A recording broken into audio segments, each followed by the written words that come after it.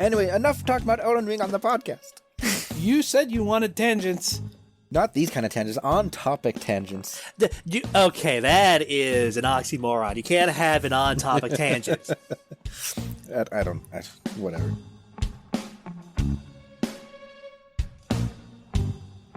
Okay. I'm going to try something where I mute myself when I'm not talking from this point on, so I can avoid having so many goddamn sniffles in the audio that I have got to remove. Well, excuse me. No, I sniffle 10 times as much as you do. I don't believe it. No, it's true. I'll let you edit an episode one time where I don't do that, and you can hear how much I sniffle. Oh my god. It's one of those things where you don't really notice it. You don't. Also, I play with a lot of metal things, so there's a lot of tingling in the background because I have... it might be some very minor ADHD or something, but I have to be doing something. I can't just sit there. I'm the same thing. That's why I can't read books. Yeah. I mean, booking is doing something, so I'm fine with booking. I'll never understand because I can lean back in my chair and just watch something and not move or do anything else. Watching something is okay. Reading a book or watching a video or whatever, that's fine, and you can even people with ADHD they'll sit there because they're focusing on it. It's when it's different types of focus required for different types of things. But just sitting here and talking, it's I instinctively need to do something with my hands. Anyway, welcome to the World of Dragons podcast, the podcast where 2.5 dragons will sit down and review and discuss dragons found in different forms of media, books, movies, TV shows, video games. The goal of which is to help bring you, dragon fans, more content to enjoy, and then just listen to us kind of nerd out about it afterwards, I guess. I kind of hated that intro. I'm going to have to actually write it down as a script so I can just read the same thing every time rather than make it up every time. But either way, I am Ray, Dragon 1. I am Dilettante Dragon 1. He's Dragon 2. I'm Dragon 1 because this podcast is my baby, and I do all the editing, and I pay for the hosting service. Well, he's got you there. I'm bigger. But I have magic. Magic's for... magic don't even have fire breath. No, magic is the lazy dragon's way of solving problems. I will stand by this till the day I die. Magic is a crutch. It really depends on the magic system, and we'll have an episode where we talk about magic systems eventually. Most of them but are we'll crutches. get into that later. And I am Bantam, the half-dragon. You should say Dragon 0.5. I am Bantam, the Dragon 0.5. The Dragon 0.5. The 0.5 dragon. Every episode we're going to see if we can just make our intro worse and worse. Oh, hell yeah. Me, Bantam. Me, Ray, Unga. Well, no, if, and this is only an if, so don't get excited. If we ever do Primal, that'll be the intro, so it's talking like cavemen. Well, yeah. Nope. That will be unauthentic. There is no talking in Primal. That will not work. Well, we can't just sit here silently and do nothing. No, that will be the webcam episode. We mime our review for Primal. No, I'm not putting myself on camera. Only if we get avatars and we can VTube it, basically. Actually, I've been thinking about getting a Dilettante VTube avatar. All right.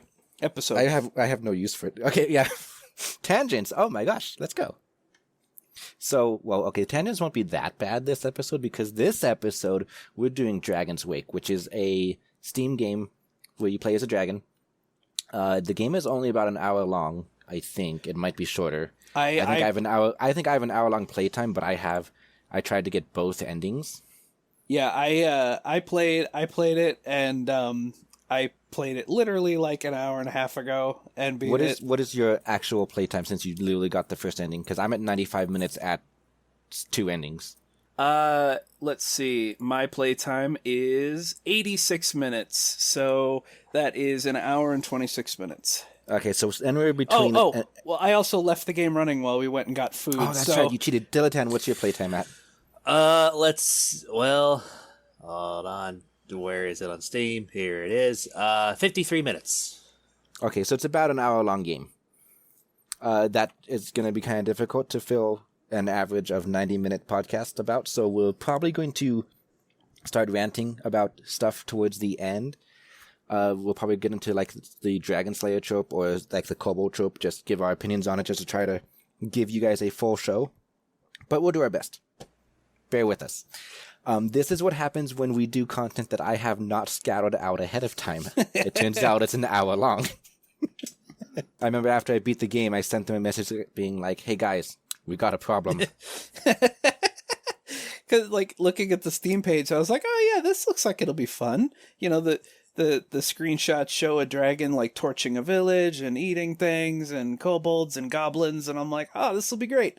And then, yeah, Ray messaged me and he was like, the game's an hour long. I don't know what we're going to do for an episode. And I'm like, don't worry, I got thoughts. To be honest, I was a little skeptical as soon as you recommended it. When I saw the screenshots, with it being a simple platformer, and since this podcast is about talking about the world behind these things, I was very concerned there wasn't going to be much of a world. Now, I do like... There's a decent amount of world considering it's an hour-long game. Yes, but...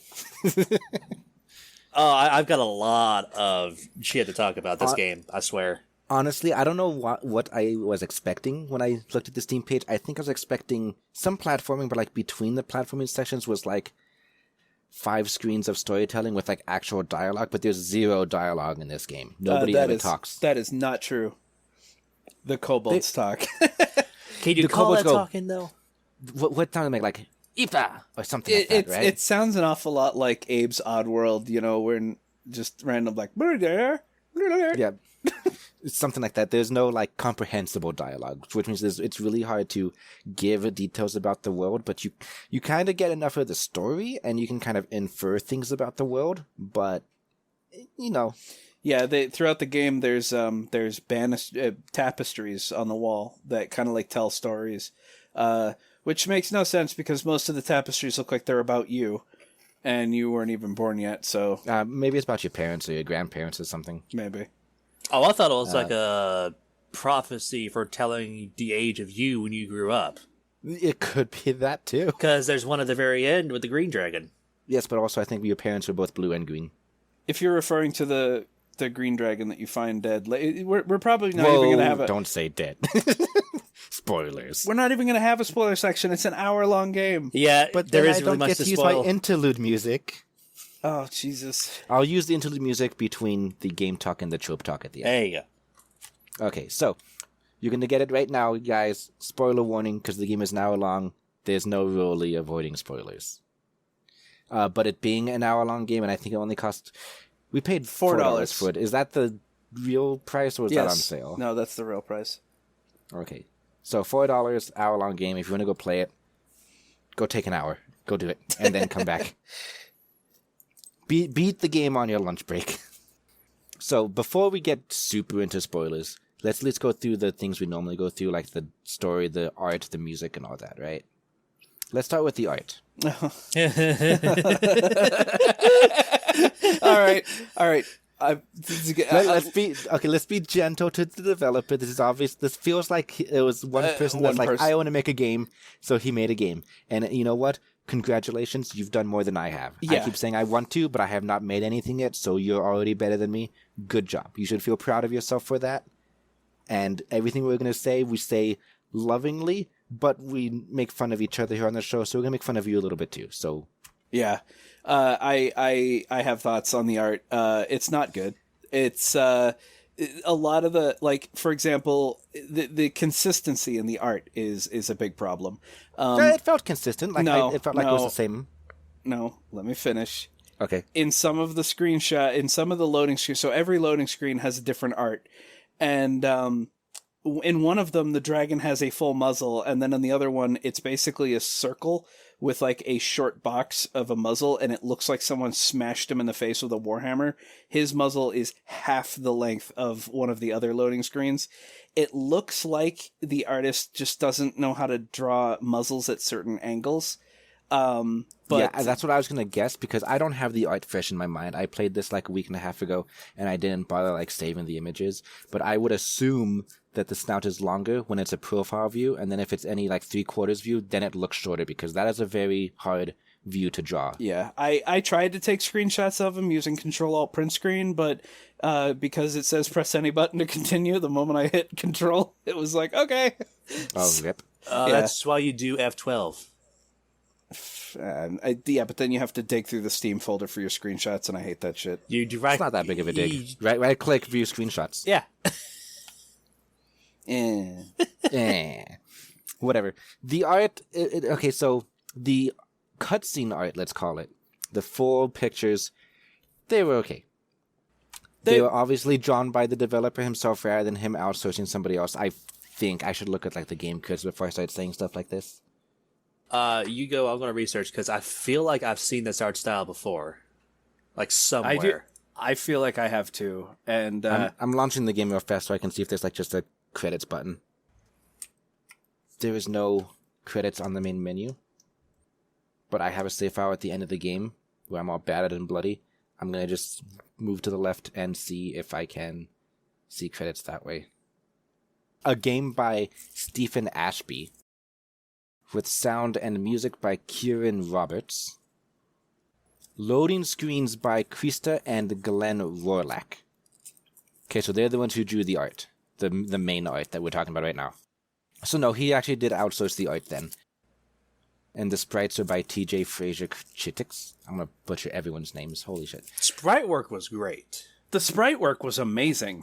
Yeah. I liked the sprite work. I felt like the sprites were too small, like not enough pixels, so it's hard to see things every now and then.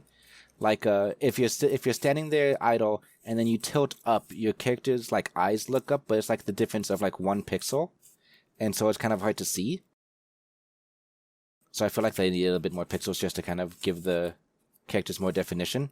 I would say more pixels, but probably more zoomed in. However, with the gameplay, that wouldn't have worked. Yeah. Like I see pixel art like this from an old Flash game called Diner Run, and even with the simplistic of the dinosaurs, it still looked amazing.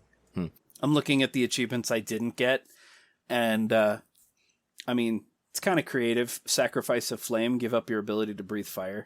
I got that. We'll go into that later. But all right. So let's try to be nice about the art, but it was Blocky. It was moderate.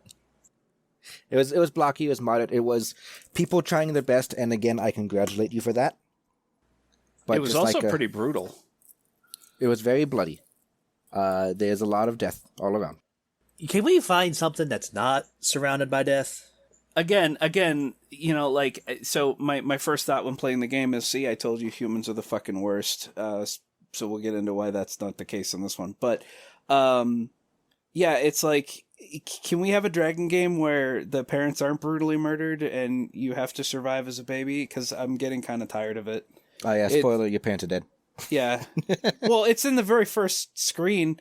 You hatch from your egg, and you find your parent dead on the ground, covered in arrows and blood. It's the second screen. Pretty sure it is. No, it is the first loading. It's the first screen. You hatch from your egg and go to the right, then down, then to the left, and your mom's dead there. Right, but there's a loading screen between them. So it's the second screen. Oh, okay. I don't... No, he's right. He's right. Damn it. Of course I'm right. Yeah. Actually, you know what? That's a trope we need to talk about at the end. Fucking dead parents. Yeah, we'll save the trope for the end. Okay. Okay, so art, it's okay. 6 out of 10. The pixel art makes up for the cutscene splashes. The art does its job, okay? Yeah. It's good. It's good enough. It does its job. It's a $4 game. It's okay. Now, the goddamn platforming. I'm sorry, but that frustrated the hell out of me. So I guess we're jumping straight from art to gameplay. The game is 100% a platformer with very minor combat elements to it. I actually went through the entire skeletal section without finding anybody because those ghosts are fucking bitch. Yeah, The so ghosts like are the worst. the enemies are basically just obstacles for you to platform around, but you can kill them if you want. I played with controller. The aiming controls when you try to use the fire breath in any direction that was not straight ahead of you was impossible to aim. No, it wasn't. It was for me because like I tilt up to try to breathe my fire upward, and then I start walking forward, so I immediately start missing. Well, it's because you need to like within a microsecond press the fire button first. I had no problem with the aiming. Yeah, but it's all platforming.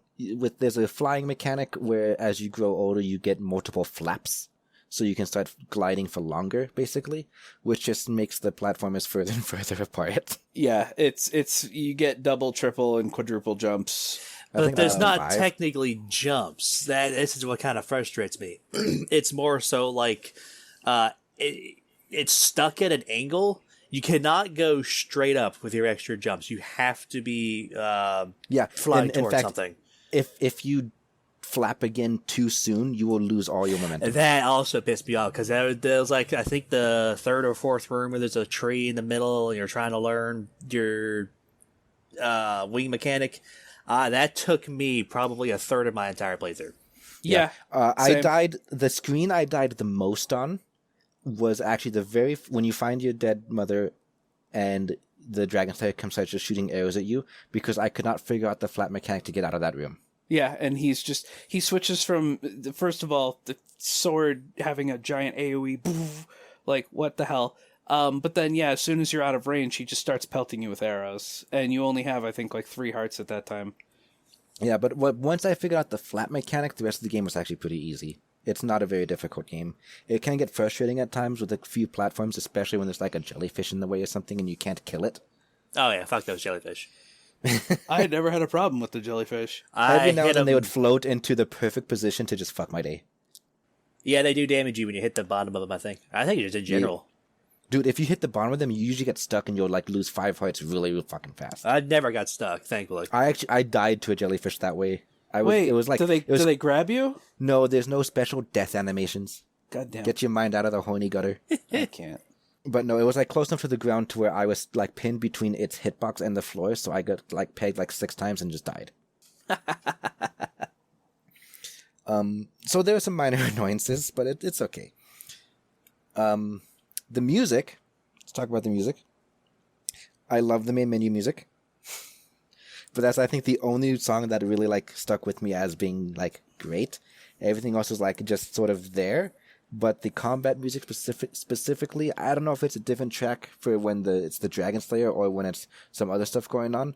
But because I was stuck so long in the first Dragonslayer encounter, I got sick of that song so much. So I don't recall any of the music. Yeah, me neither. Which the music good background music? I guess. The only time I really noticed the music is when the music got real quiet when you come across the dead body of the green dragon. And then as soon as that thing's off the screen, the music goes back to full volume. Yeah.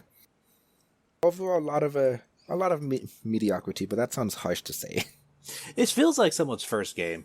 Like to be honest, it does, and that's why it's like it's okay. It's their only game on Steam. Yeah, they did a good job with what they did, and it's okay. You should feel proud of that. It's just we're just kind of letting the listeners know that if they're expecting something on par with like Angel of Scaly Wings or Golden Treasure or some other dragon game that I can't remember the name of right now. Oh, those aren't really fair comparisons because those were narrative, story driven. We're talking about a platformer.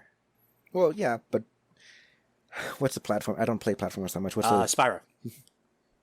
Spyro's a 3D. Well, it's a 3D platformer, but this game is closest to like Spelunky or something.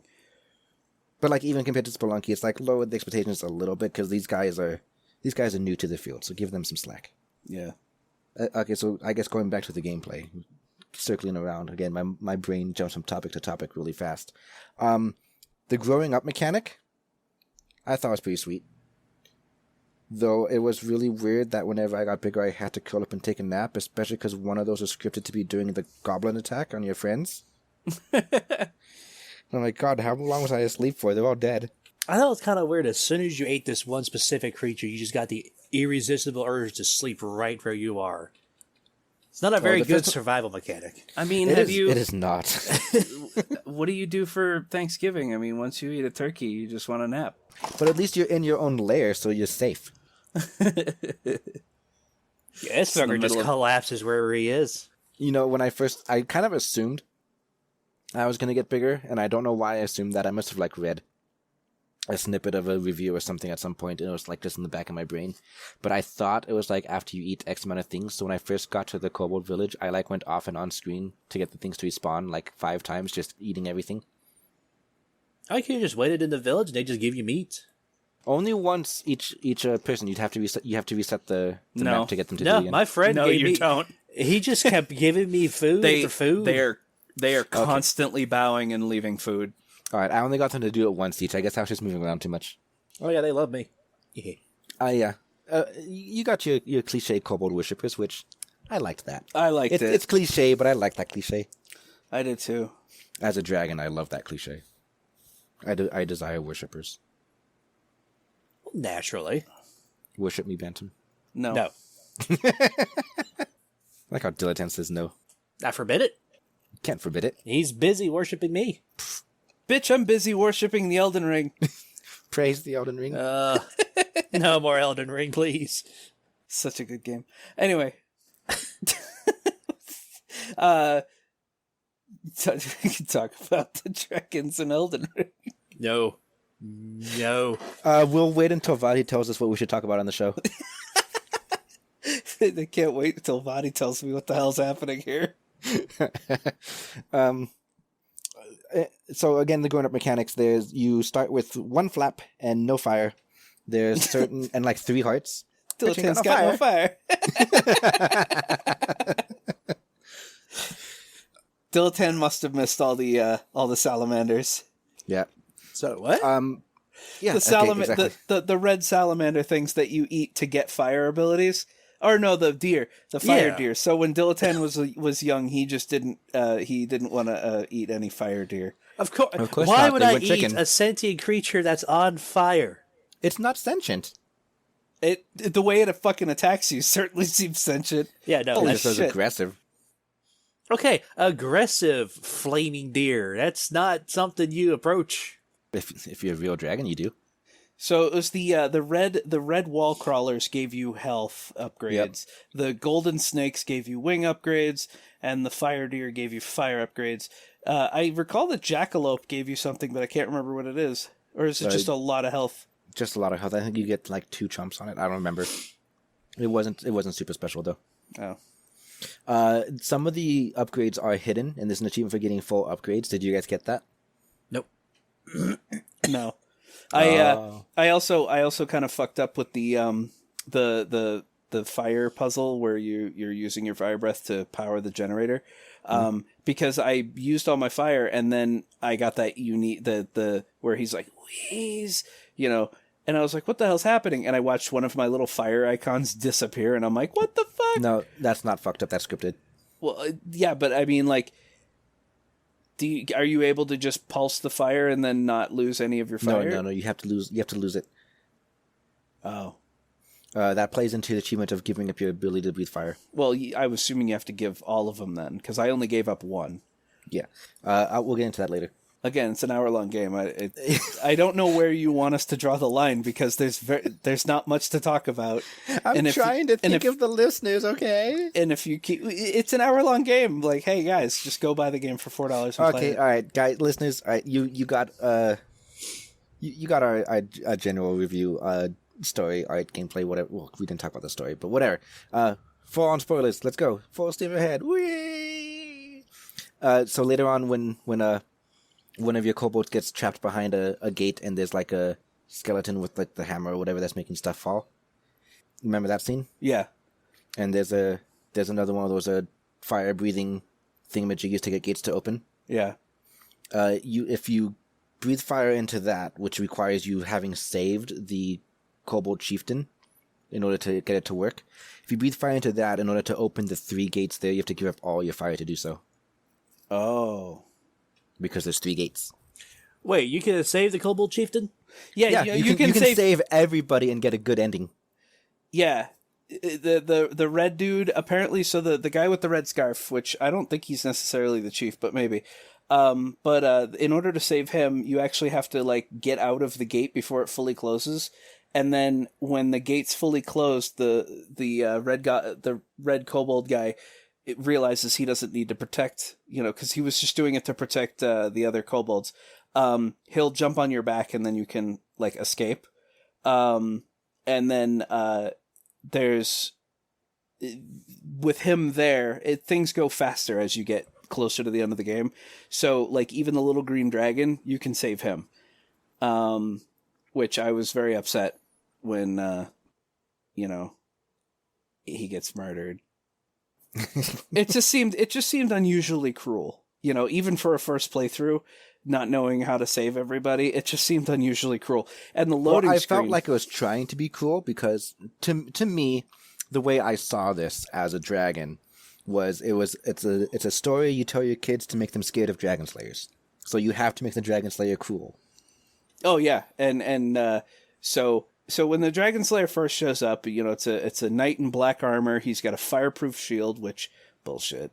And you cannot engage him in melee combat. You cannot bite him. Well, you're a wee baby. Even when you're not, you cannot bite him. He will immediately slash you and you bounce back. He's bullshit. I hate him. But I was like, man, what is the deal with this fucking human? He's such a piece of shit. He just shows up and he's like, kill! And then at the end of the game, you find out that the Black Knight is actually a skeleton. And I, again, unsure why the skeleton has such a hate boner for dragons. I understood through the tapestry storytelling that it was because the dragons destroyed his village or his kingdom or whatever. So he's like a vengeful spirit. I guess that makes sense. Yeah, also the the tone in some of the artwork splashes when you do loading screens was kind of funny. When you first get out of the kobold village and you see the very first tapestry, the loading screen makes it look like a dragon taking a bunch of kobolds on a field trip. Everyone's smiling and looking around, and it's very well lit, and it does not look like a cave with a torn tapestry. It just looks like you're in a museum. I'm trying to remember these pictures. I can't remember which picture was when. Well, the very first tapestry showed, I think, a bird and some flowers and some grass and a blue sky. And the loading screen had the mother and baby kobold pointing and smiling and looking at it as you... Oh, okay. Yes, I remember that picture now. That was a very weird tone, considering your village just got murdered. Yeah. Yeah. But I they're trying to keep the kids from being depressed, so you try to cheer them up, but look at the picture, right? Nah. One of the other things I really appreciated about this game was its ability to let you, enact revenge in a way. For example, in the goblin, so after your first sleep, you come back and the goblins are attacking the kobold village. And so after you defend the village, you then have to go attack the goblins. And when you get there, all you have to do is kill the chief. He has a health bar. All you have to do is kill the chief. Killing the other goblins is only useful for getting health back because they constantly respawn by coming up from a ladder off screen. Mm-hmm. But after you kill the chief, they all try to run away. So the first thing I did was I killed the chief, and then I waited by the exit elevator where they all instinctively try to go, and just roasted them all alive as they tried to escape. And then you are bloodthirsty. Wow. And then listen, they attack kobolds. There's one thing in this world that I hold precious, and it's kobolds. And so I killed them as many as I could. The only one that survived, I think only one survived out of the 14 that tried to leave the screen. And it was because he was a warrior, so he had more health, and he managed to get down below the fire breath, and I was like, damn it. But then after I ate all the bodies to get my health back, I then burned every single one of their huts to the ground. I sat there and lit them on fire, but they don't actually burn down. They don't burn down, no, but okay. they have 5 or 6 stages of being on fire, and I made sure that every single one of them were on fire. And then I came back to the village. And I did that too. My first playthrough, I was pretty vengeful. And then later on in the game, there's this one little loop around where you move left, go up, and then move right. And in that area, there is a single adult goblin with 2 children cowering behind them. And as soon as I saw it, I was like, oh, it's just trying to protect this. And I killed them. I actually needed the health, so yeah, I had to kill him. Okay, so Bantam did it for vengeance. Dileton did it for necessity. He hunted them for food, which is okay. I actually spared them that time because I was like, at this point of the story, I don't have any qualms with you. I got to worry about getting my survivors away from the Dragonslayer. My second playthrough, trying to get the good ending, I killed them just to be different from my first one, not realizing that screws up the good ending. So I was like, oh, fuck. Yeah. Yeah, speaking of the Kobold Chieftain fight, when I first started it. His health bar went down as soon as I burned a hut. I don't know if I hit him by accident, but I thought that's how I was supposed to win the fight. So I dodged him for a good majority of the time and set the entire village on fire first. There's so many dead bodies. Replacing his health bar with a morale bar. He's Oh, like, well, there's nothing left to protect. I guess I'll leave. Well, depending on the situations, like if you kill chieftain, then they just make a new chieftain, so you got to burn the village down instead. So it's not his health bar; it's the village's health bar. I mean, yeah, that's exactly what I thought it was. That'd be a good idea. Yeah, I could see that. One of two health bars. One can be his, and the other one can be the village. And whichever one goes down first, you win. But you get like a special thing if you get them both down at the same time. The chieftain fight I had to do about 3 or 4 times because the fact that the spear chuckers and the bow and arrow guys can go through through the floor is a little bullshit. It seemed like if I stopped moving for any amount of time, I was immediately just pelted with arrows and spears from every angle. Makes sense, baby dragon. Speaking of, couldn't the baby dragon use ladders? I'm just saying. Why have all those ladders everywhere and not be able to climb them? Yeah. I mean, have you tried climbing a ladder as a 4-legged creature? Yeah, I've seen videos of dogs and cats climbing ladders. It's incredibly easy.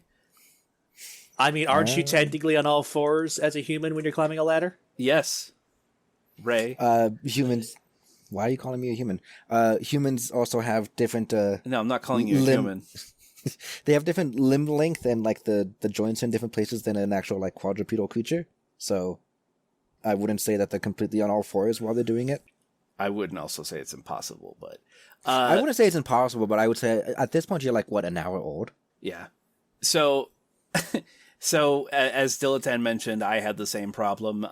So, when you first get back to the village and save it, you're supposed to get... The kobolds are all at the very top between 2 trees, and you need to get up there. It took me probably 10 minutes to get up there. I fucking hated the platforming. I felt like it was way too pixel perfect. I feel like it really was. I feel like, look, I don't care about, like, this is a side-scrolling hour-long pixel game. Let me jump triple straight up into the air and reach a platform above me, please.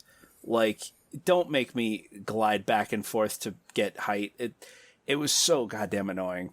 I mean, I think I died 3 or 4 times to the very first encounter with the Black Knight because I couldn't make that first platform jump and without getting fucking pegged by arrows.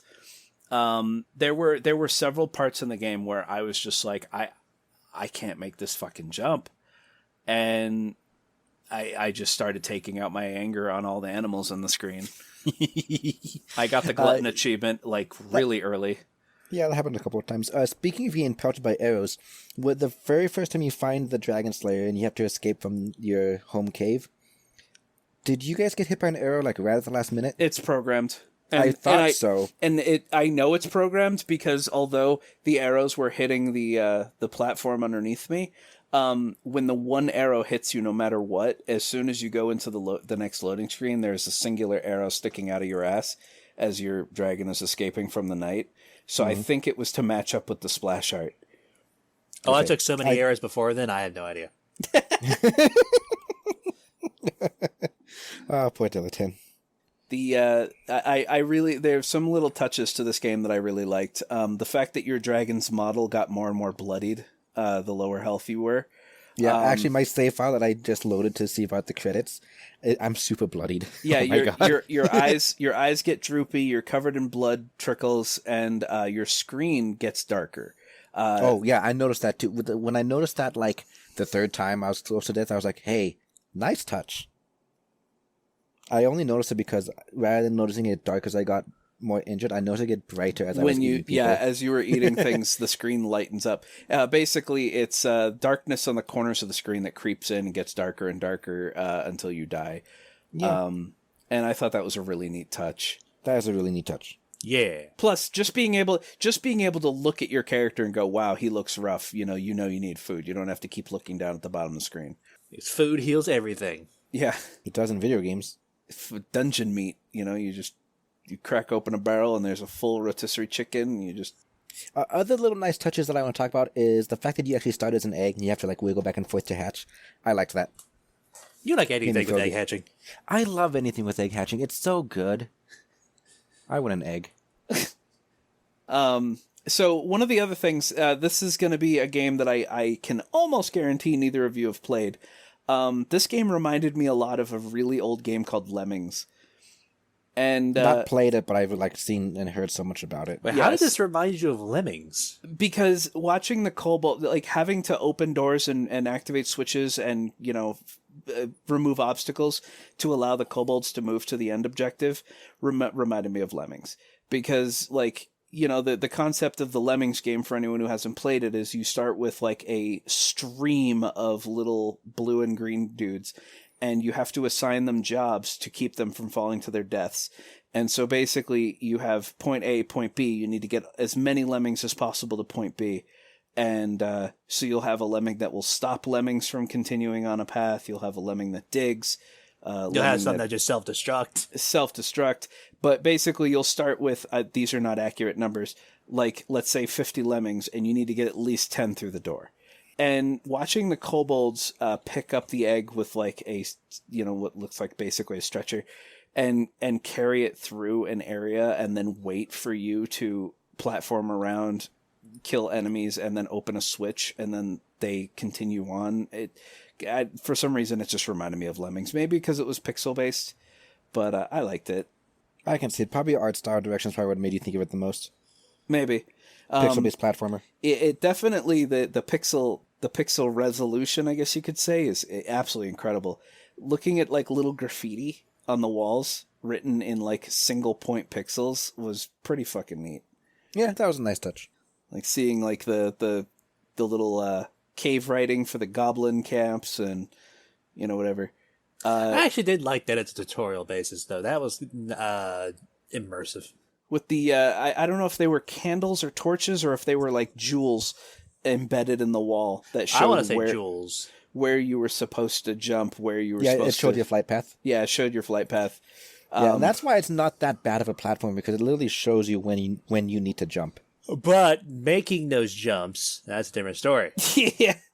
It will, because the game never tells you about velocity and, you know, momentum and, you know, movement like that. Like, because any other game where you give a player a double jump, they're just going to assume that they can just jump, double jump, and get where they want to go. Mm-hmm. This game does not communicate to you that you need to build up speed and, you know, time it perfectly. Because that's never been a thing I've had to do in a game with double jumps. Yeah, it never has been, but I guess I picked it up fast enough that I didn't think it needed to tell you explicitly. It really helped having the little flight path jewels, I'm going to call them. Like, I feel like that was a good enough tutorial, but maybe that's just me. Since we're just like talking about nice touches we enjoyed, the fact that your home cave like had treasure everywhere was also it's tropey but good. But oh yeah, jumping in the gold, and it makes a little chingling sound, and there's like little goblets you can kick around.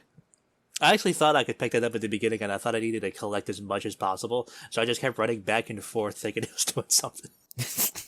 You got to take some gold with you while you're escaping to the surface. Of course, you get some finances. Yeah. The amount of times that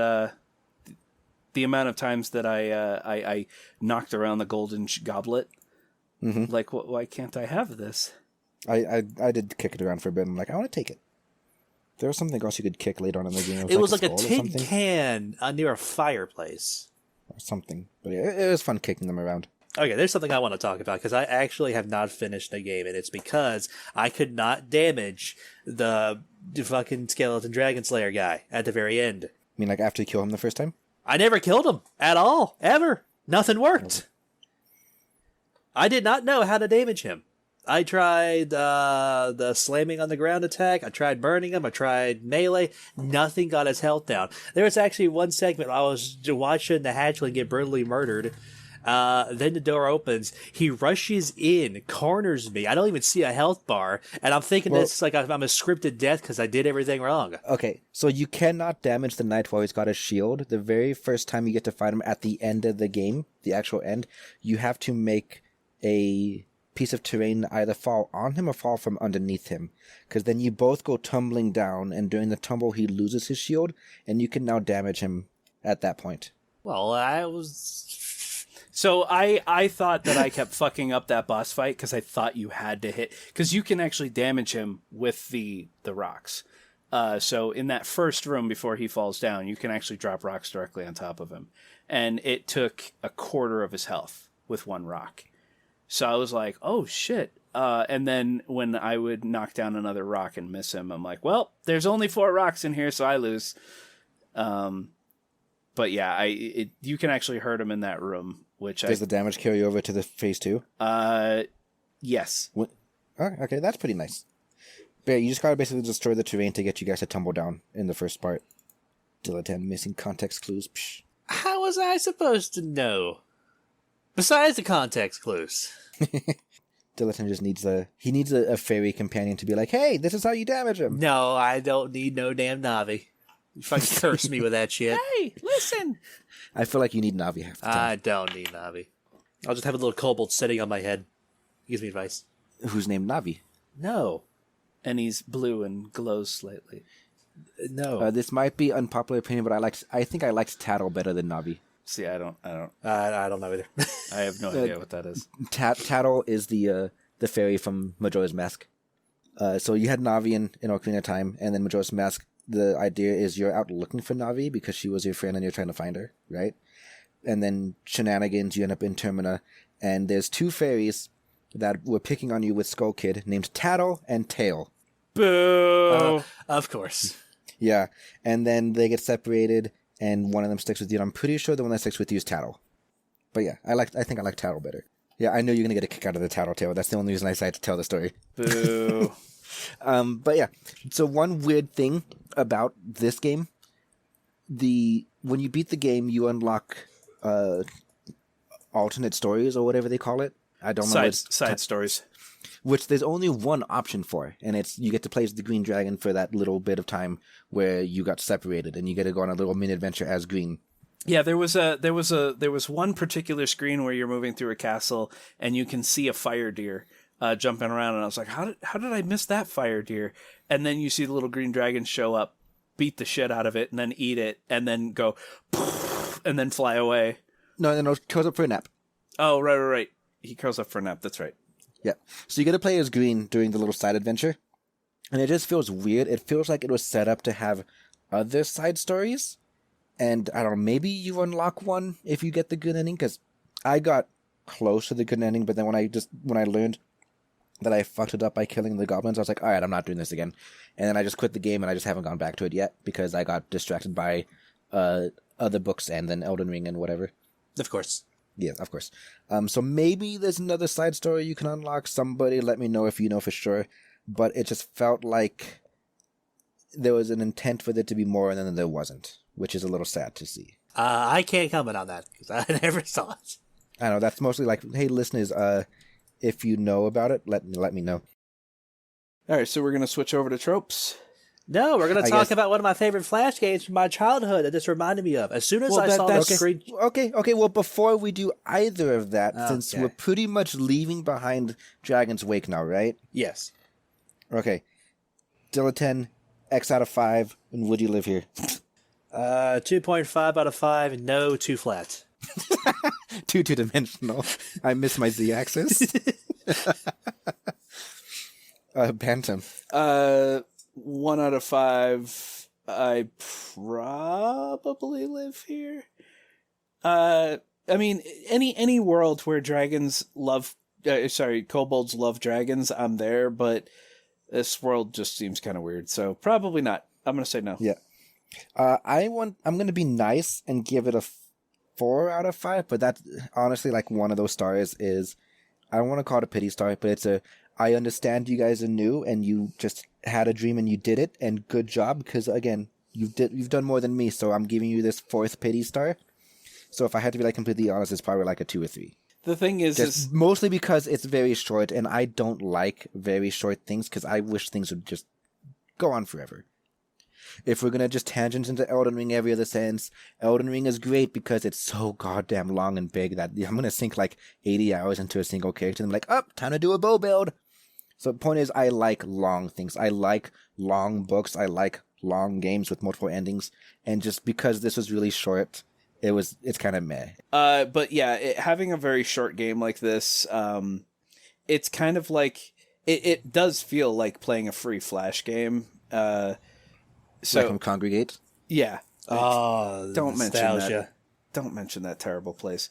What? Congregate is owned by GameStop. It was their attempt at monetizing fucking like other people's work. Okay, well, what's another one? Was it Battlegrounds, the one with the tank? Flashground. Newgrounds. Newgrounds. Yeah. Okay. Okay. Newgrounds was good because it was free. People were showing off their work. Whereas Congregate is the same thing, except it's GameStop basically taking your shit and then charging people money to play them. Yeah, the four big ones: Congregate, Newgrounds, Miniclip, Cool Math Games. Oh my god, cool math. The one that I used as a kid was called Coffee Break Arcade.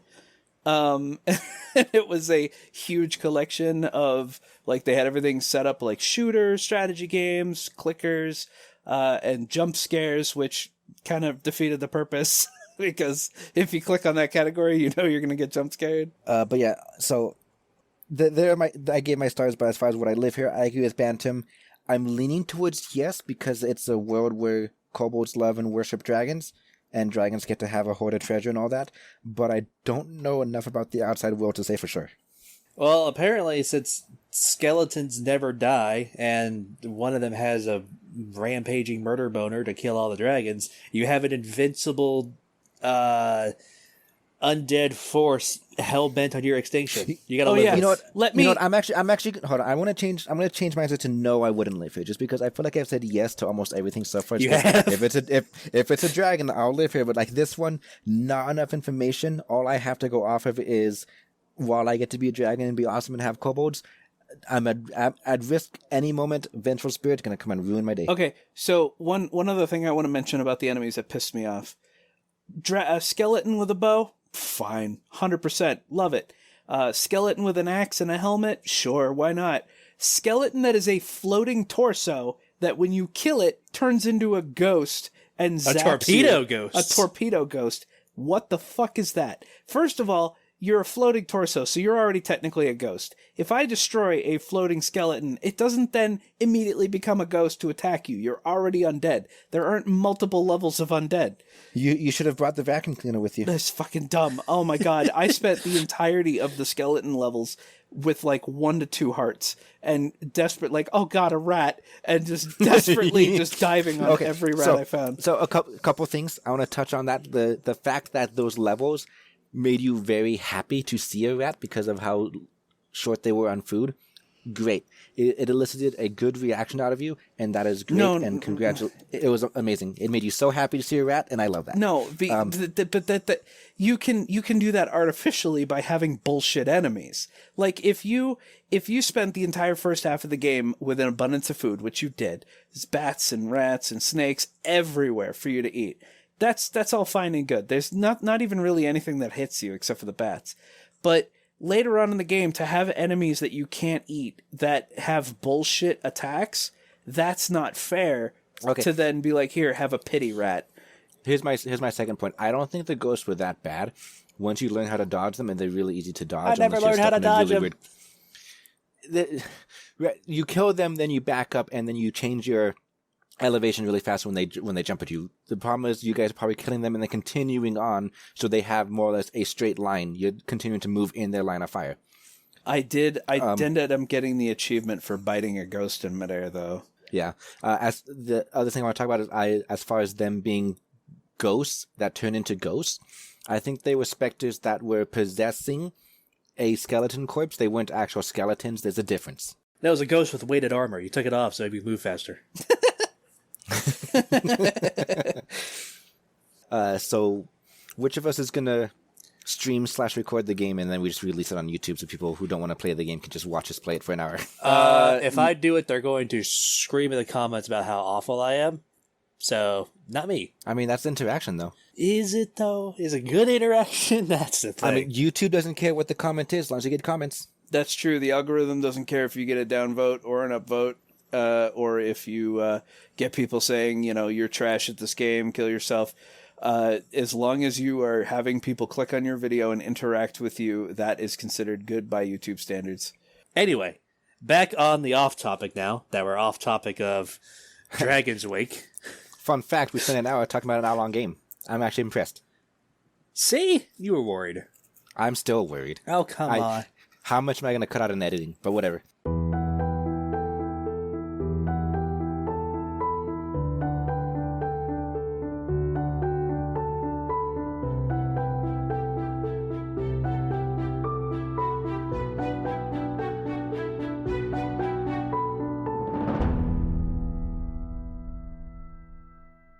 So we want to talk about tropes, right? Well, the other thing I want to reminisce for a second about another Flash game. Okay. Yeah, no, okay. Listen, when I saw this on Steam, the first thing that came to mind was an old Flash game back when I was in 6th grade, at like 2006 or 7, around that time, right? It's got the same amount of pixels as Diner. It's the same amount of pixels as this game, actually. You wake up with a small egg. You're this little gray baby dragon, and you get your scale colored by eating. Okay, yeah, it's the game I'm thinking of. Yeah, you get your scale by eating different colored plants or insects or slugs or whatnot, and then this wizard comes and captures you, and then afterward you start eating whatever shit's around his apartment, his wizard tower, like magical potions, which will give you healing breath. You can start eating all the plants around the place, and they'll get you like nature breath, or you can just eat his whole fireplace and learn how to breathe fire. You have listen. I'm leaving that cough in. Listen, shut up. Leave that in too. Yep. Oh yeah, stop the gears. How fucking dare you? You can like eat his fireplace and get fire breath. Yeah, then you have the depending on what you actually, you can go up to the wizard. You can either kill him because apparently he's sick and dying. I don't know why. There's very little story. Other than just like if I remember correctly, that game has no dialogue either. The amount of story you get is the loading screens between each of the lifespans of the dragon that you're piloting or whatever. They wake up. Piloting. Yeah, essentially. Yeah. So you wake up. Dragons are solitary creatures, so you don't have any parents. You go around the world exploring, and then you get captured by a wizard because that's when dragons are the weakest. Then you can either be forgiving, or not give a shit, or murderous. You kill your handler, or you can cure him from his sickness, or apparently revive a plant after eating all his other plants that help him survive, or you can just not do anything and cheese it out the basement without getting any firepower. Then afterwards, you're a completely grown dragon. You walk into your first village, and you can decide whether or not if you want to just burn the entire place, or use your nature breath and just encroach every house with just a shit ton of vines. Take it over, completely ignore them, eat everybody in, raise an undead army on the outskirts outside the castle. It was so many different paths. Apparently, I got the healing breath, but I went through, it was one I did most recently, just to warm up for the show. I got the healing breath, cured the wizard. Then when I got to the village, I ate everybody within, and then took my roost on the mountain outside of the village. If I remember correctly, there's like 3 different roost spots, right? There's 2 only. There's a castle, which will put you as the ruler of the town that you're in. You go like Overlord or something? Yeah, and then you go above that over to the mountain, and that's when you're this... whatever. I got Necrotic Scourge as the healer murderer because everybody I killed turned into a zombie that was under my command afterwards. But after that segment, you play as a quote-unquote human hero that always interacts with a dragon. You can choose to befriend them, kill them, or if they're a nature dragon, you give them this little flower, and he'll grab it with his tail and nod, be like, hey, we're friends! I always let the hero die. I never gave a shit about that part. Of course. Yeah, no, I have so many fond memories. I remember specifically, usually I did one of 2 things. Either as soon as I got to the village, I just held down the fire button and walked straight until the entire village was burned down, and then burned the army on the outskirts, and then just took a nest. Wow, you just did all the evil paths apparently. No, I remember when I play that game, I tended to play I'm gonna call them the goodish ones. I don't know all the different endings, but more often than not, I always roosted in the mountains. I always had the mindset of like, you do you and I'll do me. You don't bother me and I won't bother you. You could do that. There is, I think if you got the fire breath and destroyed the guillotine in the center and that was it, you would be this, like, peaceful ruler, the best the land has ever seen. Mm. But yeah, I vaguely remember that game, and it was pretty fun. I like the branching paths. I like games with multiple endings. But another example of the game is too short. But it made up for. I mean, yeah, it was too short, but it did make up for it for all the different combinations you could do. But yeah, that is Nostalgia 10 Hour. Nostalgia 10. So let's talk about why do the parents always have to die? Well, I'd rather talk about the dragonslayer trope because that's more on topic with the game. I mean, parents dying is also on topic. I guess, yeah. I was gonna say go chronologically, start with the egg, then start with the parents, then start with the dragon, and then the dragon slayer. But because they all kind of go in that order, I guess. Let's tackle his little parents dying thing. It's like I don't think it. So, devil's advocate, maybe a little bit here. Let me put my devil horns on. Parents always die because in order to tell a story, you need the character to be out in the world and do stuff. And in any sort of situation where the parents still exist, they're going to shelter the kid. They're most likely going to handle the problem for the kid. And it's just not the kind of setting that allows a story to be told. It's always why the kid is always either an orphan, has only one parent, their home is always attacked, or they always get outcasted because they have something wrong or special about them. It's always something like that to make them kind of stand out from the normal person that just sits at home, is raised, and does nothing special their whole life. What? Are we talking about humans or dragons? Either one. Anything. It works for any scenario. Asterisk, I'll come back to this asterisk later, but like in this game, if the parents were alive and they weren't killed, then the game doesn't work, because they would... with them not dying, that implies that they took out the Dragon Slayer on their own, and there's no longer any reason for you to do any of the stuff you did in this game. You could still make a game around that, but it wouldn't be this game. I mean, you could still have a cultural excuse like, hey, it's your time to leave the nest. Parent gives you a little bit of gold. Boom. And then while you're adventuring, you encounter the plot. Or the Dragon Slayer, or whatever adversary is trying to get at you.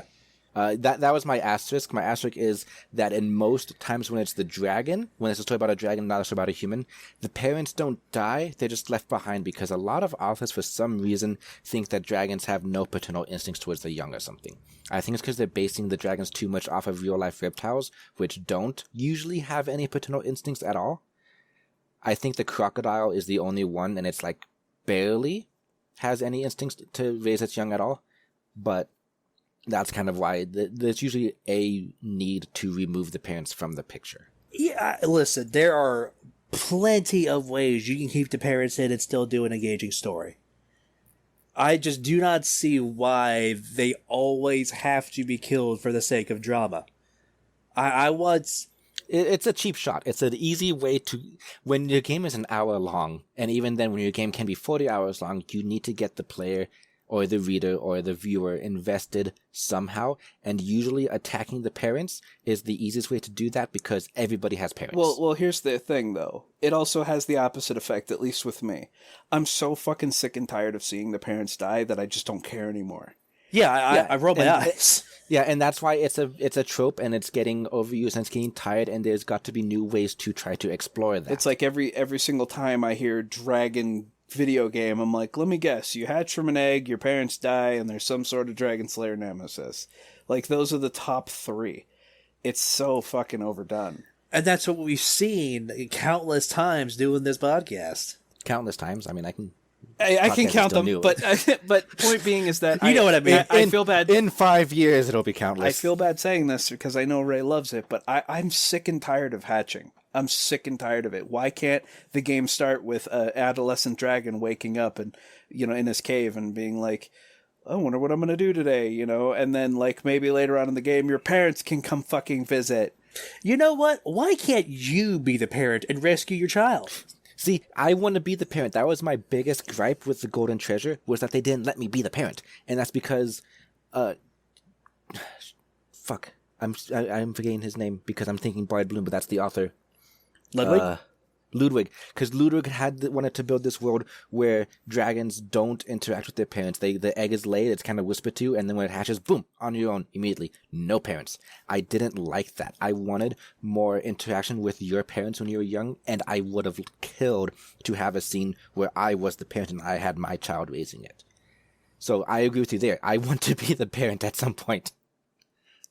But I think the main problem with that is then we get into gameplay that's either just a massive escort quest or too close to a life simulator that most people don't feel like it'd be engaging enough to be a game. So there's a very old PlayStation 1 game that I used to love playing as a kid, and I would love to see someone make a game, or if we were to make a game along the similar vein.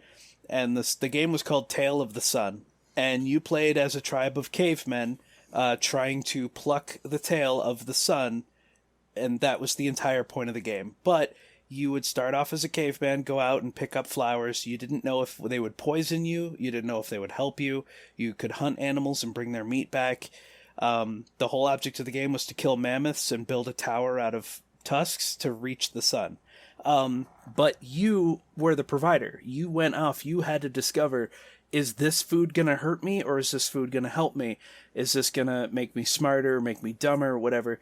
And you had to bring the food back and provide for your family who was back in the cave. And it's like, I would fucking love a dragon game where I ran off and I had to, make sure I got enough food for the day to feed my family, and while also protecting against threats, Like, what if there were, like, encroaching tribes of, beastmen or bandits or humans that would, like, build up a little village on the outskirts of your territory, and so you could go out there and eradicate them or parlay with them, and maybe they can help protect you while you provide for them, and whatever. Yeah, I agree. It reaches into, again, life simulator territories. I don't know if that's the correct genre, but that's what I'm going to call it, which most people I don't think would find it enjoyable because it becomes a bit too much like a chore at that point. But personally, I would love it. The quote, Ray's perfect dragon game that he hopes to one day make would have a section completely like that. There would be a point where after you get a mate and you have children or whatever, that you become the provider and you go and you do those daily chores, let's just call it that. I was going to try to build in a way to kind of borderline skip it. Like, you get to do it once and then you have the option to skip the rest of that section of your life if you didn't find that kind of gameplay engaging. But it was going to be there because I feel like it should be there. You know what my ideal game would be? It'd be a Dragon Cave simulator. You are already an adult, and you've got to make a name for yourself. You get yourself a mate, you lay your eggs, you raise your kids, you decorate it with your own horde, you go out and start collecting. You can start, like, etching on the walls, and do, like, little Dragon Cave paintings. Like, a slice of home life for a dragon. That's not just combat and murder. I agree. I want that. And like I said, that was going to be a section of... My game was going to basically be like... You guys know the game Spore, right? Yes. I fucking love it. Spore has like different segments that are basically different types of games, but they're all kind of like stapled together, haphazardly. That follows the entire lifespan of a civilization. Kind of, but I hope you're not really thinking about doing a game like that, because the reason people didn't really like Spore all that much was because it was weird transitions. You went from this two-dimensional fighting game to a 3D creature to two RTSs. I understand the problems that Spore had. Yeah. I'm just using it as an example because it's the best example I can think of to what I envisioned my game was going to be. It was going to have different stages where, like, there was the you as a baby stage, which was basically the tutorial. You as the youngling stage, which is mostly exploration, then you as the adult stage, which became more territory management and all that, and then you as the parent stage, which is after you've gotten the mate and gotten the kids. The point being, there's going to be different stages that had slight tweaks to their gameplay, but it wasn't going to be as drastic as Spore. It's just, again, Spore is the example I'm using because of different segments during a lifespan of a creature rather than a civilization. Right. And so there was going to be the segment of you're the parent, you have the home cave, you have the kids, you have the mate. But whatever, I'm kind of just ranting about my own stuff at this point. No, I completely agree. Like, the end game should be your adulthood, whereas similar to Spore Space Stage, where you just try to build your legacy from there. And that's where it's endless. Mm-hmm. I was going to try to, like, sprinkle events in to where, like, would affect, like, how the outside world sees you. And, like, if you picked all the bad stuff, then eventually there's going to be a kingdom with an army at your freaking territory. They're going to take you out. There was something else I was going to say on the topic of dead parents, but I'm drawing my blank. Well, you know what we could do while you're drawing the blank? Or, hold on, there is something I wanted to talk about for Dragon News, which we didn't do at the beginning. I'm sad. Oh no, Dragon News is not the beginning anymore. No! We broke the rut. We broke the pattern. No, I mean, consistency. Here's this. I don't mean to hurt your feelings, Diletan, but I really don't think it should be at the beginning of the episode anyway. And this is coming from a lifetime podcast listener. If the episode says we're going to be talking about A, and then we spend a half an hour talking about something unrelated to A, I'm usually like, can you just fucking get on with it? I want to hear about the thing that you said you were going to talk about. The thing is, like, the few, I've listened to like a handful. Like, I can fit them in like one hand. The few podcasts I've listened to have the news at the beginning, but they'd spend no more than like 5 minutes on the news. Yeah. We tend to rant too much, so I can kind of see it going both ways. All right, fine. We'll save it to the end. We'll just kind of do it wherever we feel like doing it. There we The go. best reason to do it at the beginning for our podcast specifically is on a traditional episode where we have the spoiler break. The people who are going to stop at the spoiler break so they can read the book or beat the game or watch the movie on their own, they would not get the news then. That's so true. for that reason, I feel like we should have it at the beginning. Okay. But this time, it'll be at the end. Okay. Well, any other tropes that grind our gears? I'm very upset because I'm gonna listen to this while editing it, and when we get to the point where I'm like mid rant, I'll be like, oh, that's right, I was gonna go into this, and it's gonna drive me crazy, but I can't think of it right now. All right. Well, is it time for fan mail? Because we did get some actual emails this time.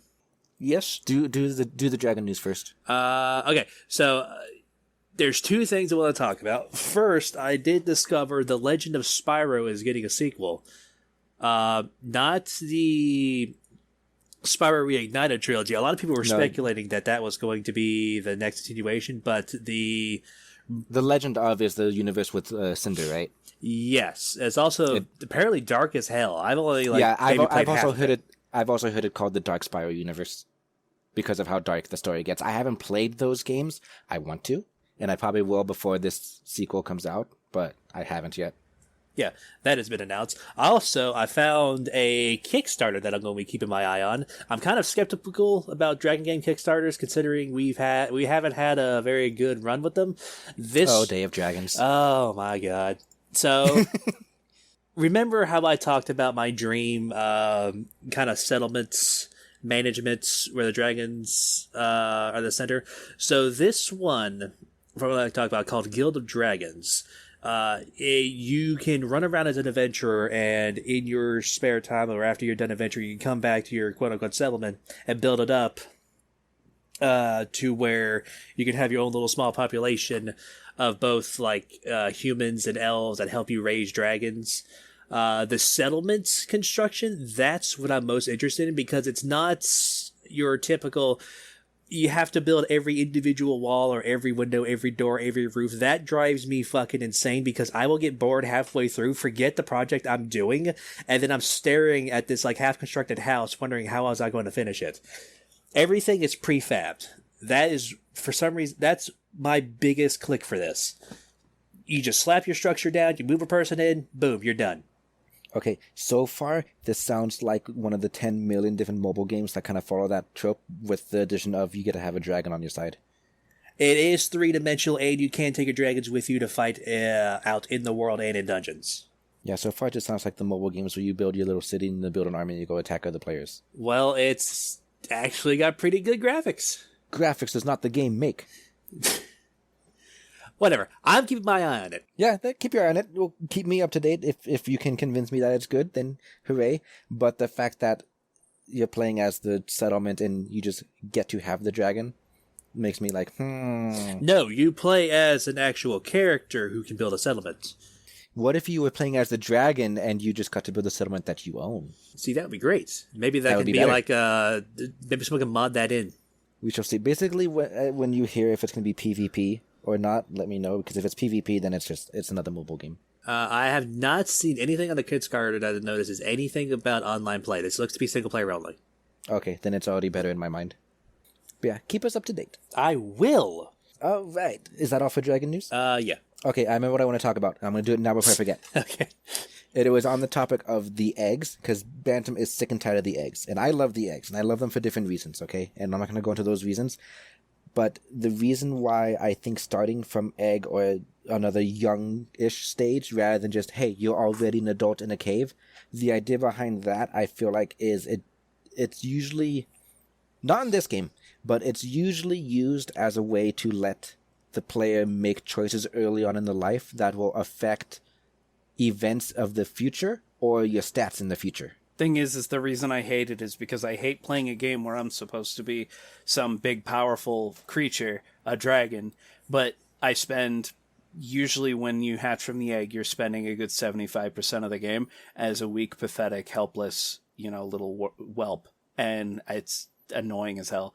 Like, I do like power fantasy games. I do like being able to go, you know what? Fuck this whole village and just kill everyone with, like, almost no effort. I like that. But also like the opportunity to, have the chance to not do that, and I'm so powerful I decide to spare you. Yeah, generally I like harder games better, the ones where you have to kind of struggle for it. We're going to use Dark Souls as the example here. Dark Souls being I feel like it's the game that started the genre of really difficult games that kick your butt for a bit, right? I generally feel like those are more rewarding. However, I agree with you. Power fantasy games have their place, and I would love to have a dragon power fantasy game. I don't think one exists yet. Please let me know, listeners, if there is one. But it is a very mood specific. I would rather have 4 difficult games for every one power fantasy game. That's just the way my personal preference kind of ratios out.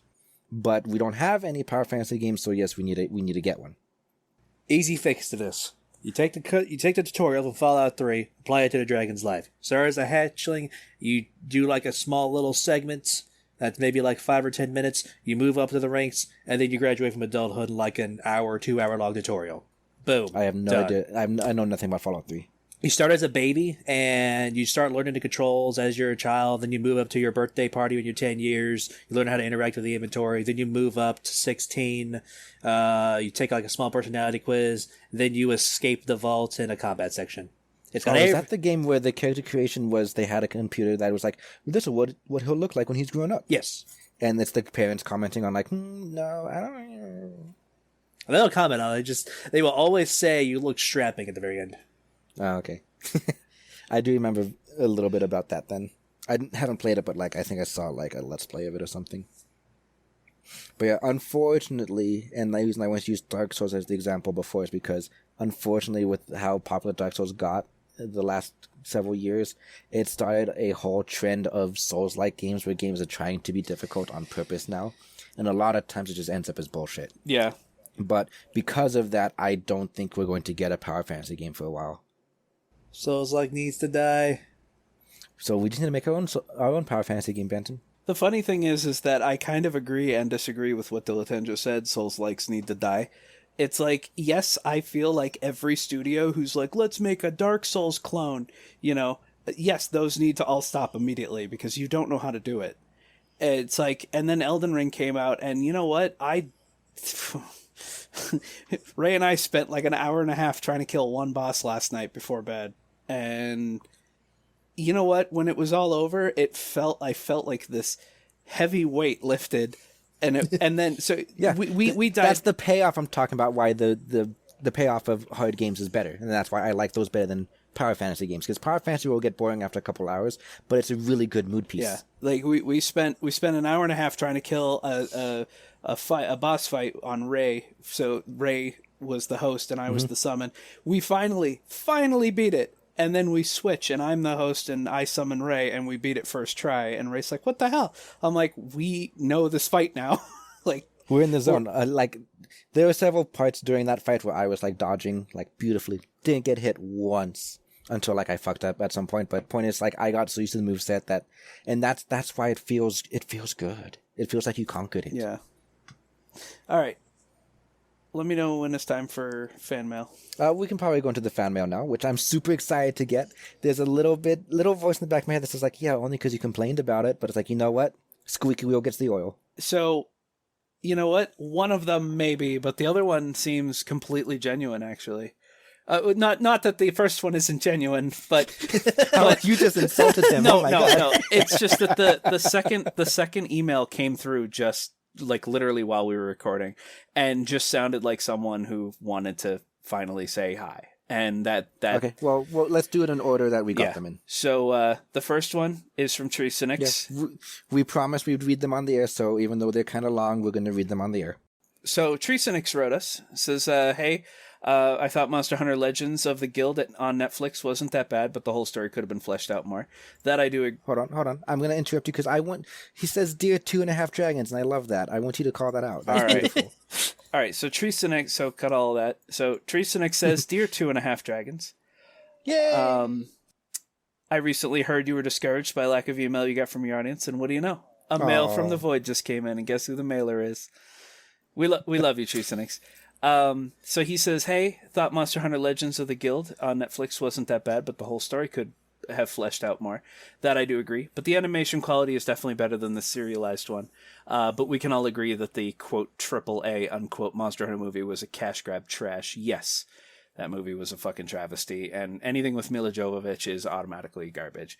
The only thing good that came out of that was the Rathalos model. That's about it. Well, from what I understand, they literally ripped it right out of Monster Hunter World and then upscaled it and painted over it. Yes, because they actually contacted Capcom and Capcom provided them with the models. So either they didn't make those, Capcom did.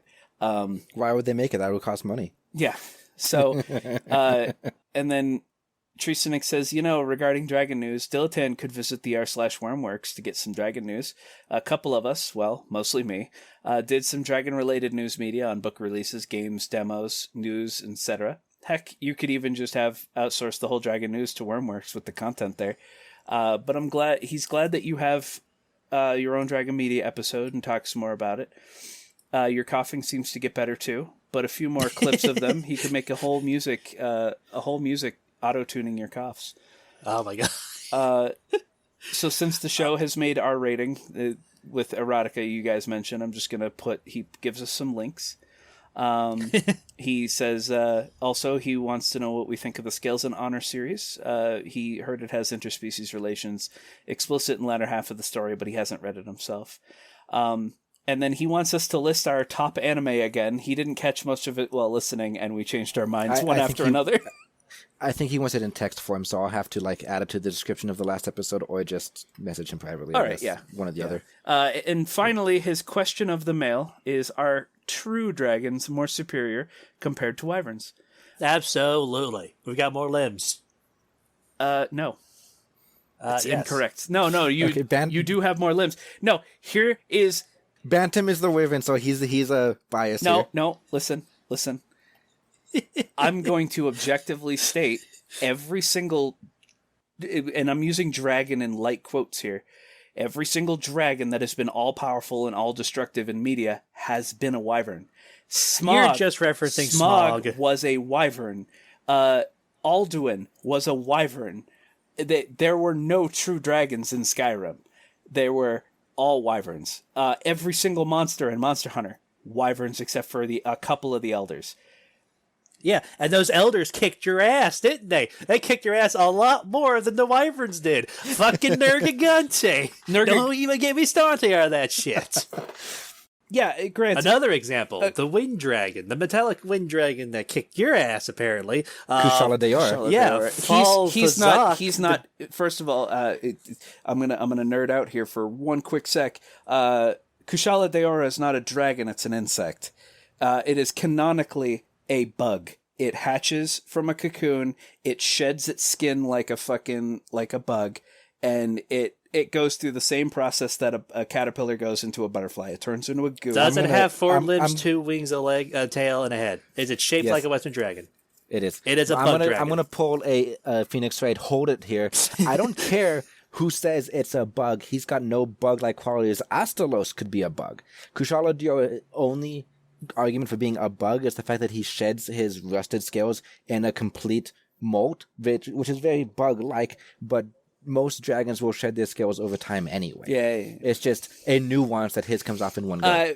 I still stand by the fact that most media dragons are wyverns, and they are far more powerful than put Smog up against Draco, and Draco's fucked. Okay, here's another. Hold it. It's kind of not fair comparing Tolkien to whoever the fuck wrote Dragonheart. These are different universes with different power levels. We would need to compare a Dragonheart universe wyvern to Draco himself. The only which don't exist. Yeah, the only problem with that is that anything that has dragons in it, they're either wyverns or dragons. There's never wyverns and dragons. Which is why I don't think it's fair comparing other world species against each other like you're doing. I will admit that wyverns are a lot more natural for the excuse that Ludwig gave for why his dragons were wyverns, being that everything on this planet and most fantasy takes place on this planet. Also, even Lord of the Rings was supposed to be this planet. They have 4 limbs, and it feels really weird to give them a third set of limbs, single time. Which is why they're always every wyverns. single time you say wyvern, it makes me upset. I keep switching between wyvern and wyvern. It's wyvern. I'm fully aware. It's wyvern. It's potato. Okay, so to close out his email, he does say no. Well, we're not done arguing over this yet. You don't get to scamper away. Scientifically, the wyverns make more sense. Yes, they are the most likely to actually exist. Now, as far as this world goes, because everything on this world, Earth, Terra, has only 4 limbs. Dirt. Because Yeah. I called it Terra. Yeah, we live on a ball called dirt. Yeah, I think that's why the planet's actual name is Gaia. Whatever. It doesn't. Okay, who cares? Whatever. When you go to other fantasy universes, then 6-limbed dragons can start to make more sense, especially when you get really heavily into magic and stuff. Yeah. So I will admit that wyverns make a bit more sense, but I would argue that true dragons are superior only because for a species to evolve to past a certain point, especially when you start to get into high technology levels, which don't usually go with dragons, granted, but to get to that point, you need a set of limbs that have dexterous enough fingers to interact with things. Wyverns will never get there. Dragons will eventually, because most of the time the dragon's front set of limbs can be used as hands. There are different species of wyverns that do have actual hands that tip of their wing, so I mean it's possible. I don't see how that works considering that some of their fingers are being used to be the wing itself. Isn't there a species of bat that's similar to that? So at least from artwork I've seen of dragons, basically the joint of the wing comes out of the wrist and not part of the fingers. Granted that feels really weird. It does feel really weird, but that's how a lot of cartoons or fantasy media will portray wyverns, that they want them to be able to use their front hands. Is they have like a thumb claw and then 2 fingers, and then imagine your ring finger and pinky finger start the wing. They have like 3 little graspers there, but then I've seen others where the wing joint comes out of the edge of the wrist, and so they have a fully functioning hand and then the wing after it. That feels wrong. It does feel wrong, but I've seen it done. But in animation and evolution is weird. It could happen. Perhaps it's an offshoot of wyverns that would then start to evolve farther because they now have the grasping limb. But whatever. Point is, wyverns make more sense, and there is a certain charm to them, and I will always love them for them being themselves. Same thing with lindworms and amphitheaters and all the other different types. But I think true dragons and drakes, even with no wings, those 2 would be superior because they have more usable hands. And so basically, to answer your question, Teresa Nix, wyverns are superior to dragons. Moving on. Nope. True dragons win 2-1. That's not fair. Actually, 2-0.5. I think dilettante. I think dilettante should post a poll on Twitter. And that's my new job now. I will definitely do that. Yeah, you can post the poll on Twitter, but there have been polls on Wimworks and have been polls on my Discords, and they usually end up in, if I remember correctly, in True Dragon's favor, but it's pretty close, like 60-40 or 70-30. All right, yeah, no, put it up there. I will accept the result. Ben's going to make a whole bunch of fake Twitter accounts. Keep in mind, most of our Twitter followers are from Wings of Fire, which are True Dragons. All right. So, Treesonix is closing out the email saying your best minion, living in Ray's Horde. Treesonix. I talk to him a lot privately on Discord, so that's why he's in my horde. All right, so our other mail came from Caro Dragon. Says, "Hey, Dragons, I've been listening to your podcast for a few months now, and I've been enjoying the content you've been putting out. It's a pleasure to listen to, and it genuinely feels like a group of friends having a good time instead of a generic analysis. The podcast really helped me find some obscure dragon content that I wouldn't have ever found out about on my own, like Age of Fire and Golden Treasure, both being great pieces of media that are sadly obscure considering their high quality. I also want to ask some questions for you guys. What is your ideal dragon? Who are your favorites, and who do you hate/dislike? Okay, what is your ideal dragon? Does he mean an individual character? Does he mean like a body shape? Let's go with body-shaped species. Let's go with body-shaped species. I just argued in favor of true dragons and drakes just because they have hands. Yeah, so we kind of already answered that question. I'll admit I also really like amphitheres, which are also called koalos, as well as worms and lindworms, just because I like long, sinuous body shapes. Why do you like long, sinuous body shapes, Ray? Because they're very snaky, and snakes are pretty cool. I got a pet snake, and it's amazing. Yeah. For me, wyverns all the way. For reasons. Who are your favorites and who do you hate/dislike? I'm assuming this means individual characters. Well, we all know Dilaton has a boner for Draco. So I don't know if I hate any dragons really. There are a couple I would say I hate, but even then, hate is kind of strong. And I only hate them because of what they represent and what they were portrayed as. I will say something that will probably upset Ray, but I'm going to say it anyway. If I had to really push, into the recesses of my mind to find a dragons I hate, it would be pretty much every dragon from Final Fantasy XIV. I don't like the way they look. Their heads are hideous. They have the most obnoxious looking horn arrangements that sweep forward. Way too many wings. So it's worth pointing out that you hate them based completely on their physical looks. appearance. Yeah, their personality is great. Okay. I love the way they talk. Like Midgard Sormir is a cool dragon. He's normal looking. But then you've got Hraesvalgr and Vitra and whatever, and the way their horns sweep forward like they're goring horns, like they're ugly as sin, and their faces and their everything about them is like ugh. And they have 6 fucking wings. That's stupid. I love 6 wings. That doesn't make sense. If I was going to pick, it makes even less sense than the fact that a dragon has 6 limbs when on Gaia they only have 4. But whatever. If I had to pick a dragon I would hate, it would be dragons from certain Dragon Rider medias. And again, it's all based on what they represent. I do not like, I think, what's her name? Seraphina? Is that her name? Oh, from Aragon? Oh, no, that's, wait. Aragon, it was Saphira. Was it? Saphira. I don't like her just because the way that the world is kind of built around her. It's a world where the dragons are like very subservient to humans almost, and a lot of that even like I have a weird love-hate relationship with the dragons from Temeraire, the book series that you guys haven't read. They are really interesting characters, and the author does a good job kind of giving them their own alien mindset. So like when you see from their point of view, it feels like a different point of view. However, in that universe, the dragons are borderline slaves to their captains because of the imprinting of when they were hatched. And so when that gets used against them like that, even if they're treated well and the captains actually do love the dragons most of the time, it still just feels really wrong to me, and I don't like that. Yeah. You go ahead.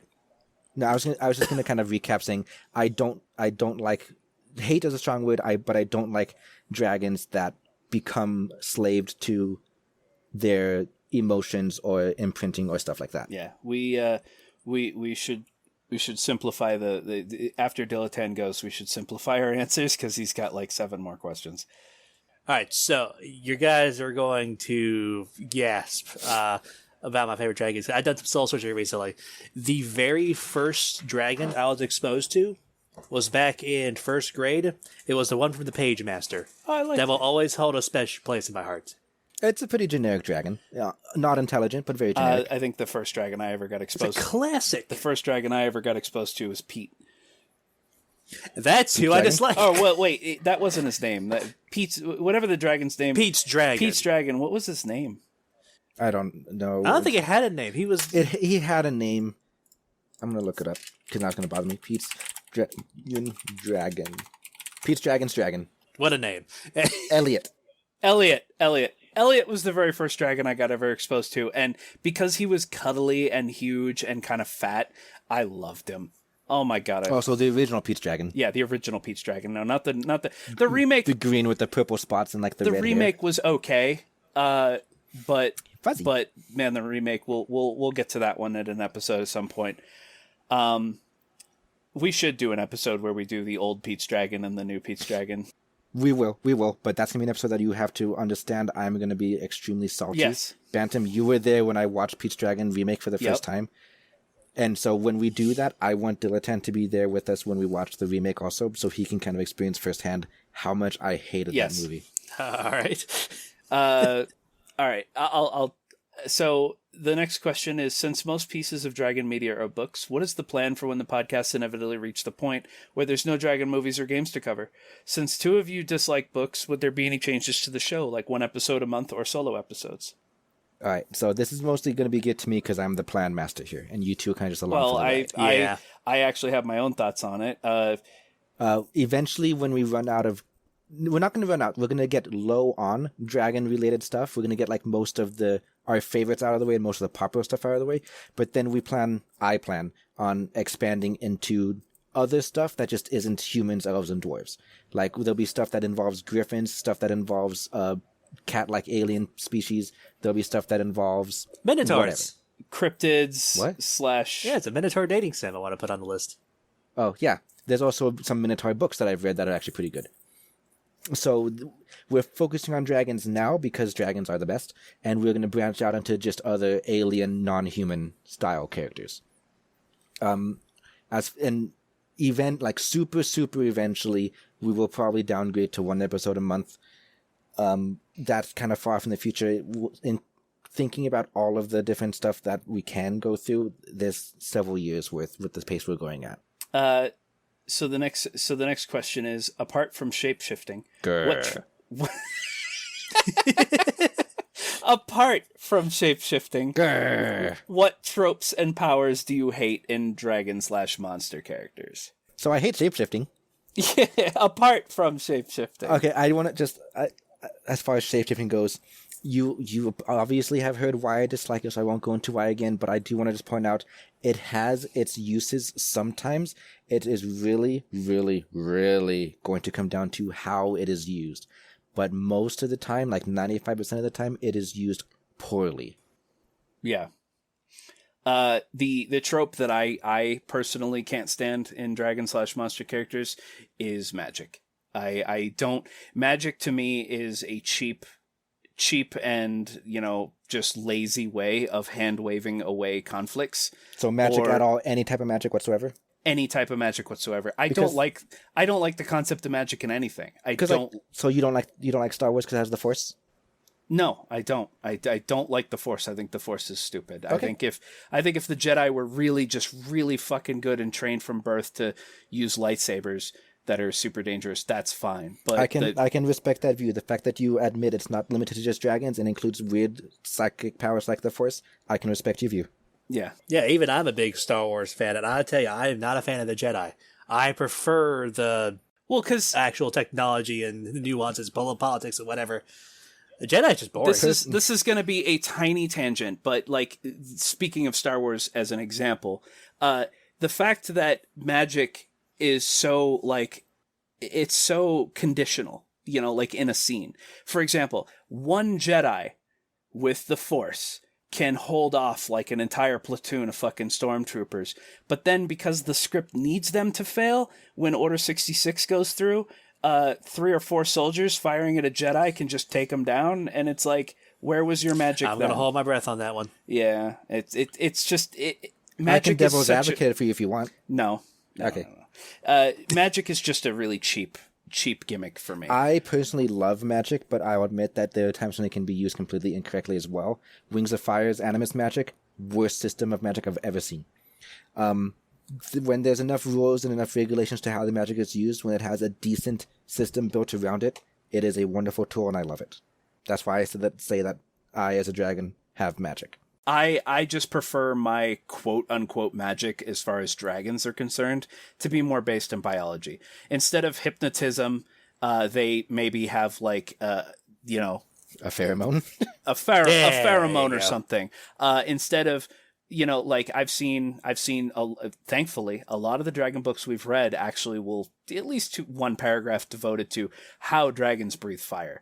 So did you like Age of Fire then, because they had no magic and their fire breath is a biological thing? Yes, loved that. I like the fact that is a thing.